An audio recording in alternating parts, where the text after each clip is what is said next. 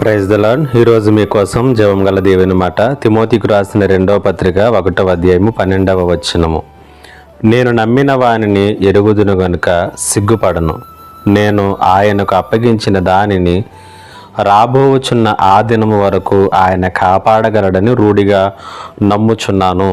ఈ మాటలను గురించి మనము ధ్యానం చేసుకుందాం.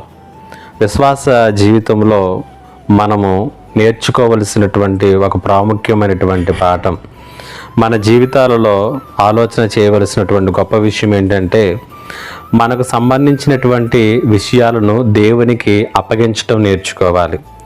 ఈ ఉదయకాల సమయంలో చిన్న ధ్యానంలో మనం వేటిని దేవునికి అప్పగించాలి అనేటువంటి దాని గురించి ఆలోచన చేసినట్లయితే, వేటిని గురించి అయితే దీర్ఘంగా చింతిస్తూ ఉన్నారో, ఏవైతే రాత్రిపూట మిమ్మల్ని మేల్కొని ఉంచేలా చేస్తున్నాయో, ఏ విషయాల్లోనైతే మీరు ఆందోళన చెందుతూ ఉన్నారో, వాటన్నిటినీ కూడా దేవునికి మనం అప్పగించటం నేర్చుకోవాలి.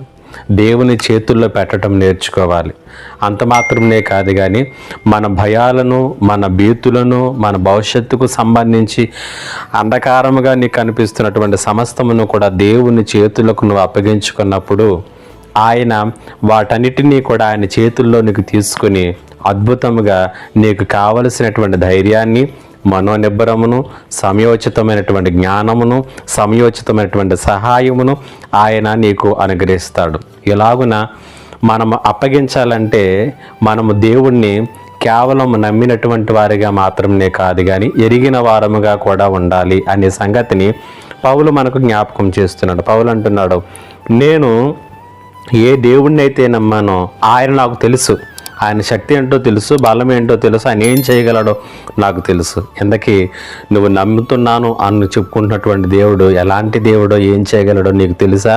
తెలిస్తే ఇప్పుడే నీకు ఉన్నటువంటి ప్రతి భారాన్ని ఆయనకు అప్పగించుకో. పరిశుద్ధాత్మ దేవుడు ఈ మాటల చేత మిమ్మల్ని బలపరచును గాక. ఆమేన్. ప్రార్థన. మా గొప్ప దేవుడు అయిన తండ్రి, మీకు వందనాలు.